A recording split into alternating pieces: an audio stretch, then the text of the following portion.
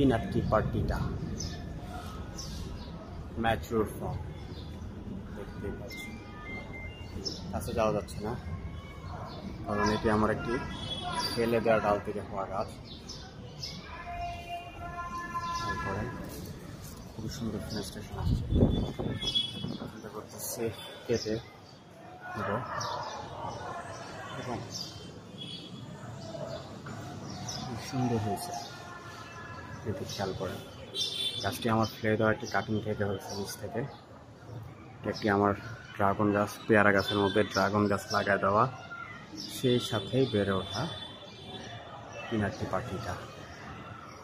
এর mature form খুব সুন্দর হয়, খুবই ভালো লাগে ম্যাচুর ফর্ম এবং খুব সুন্দর একটা গাছ।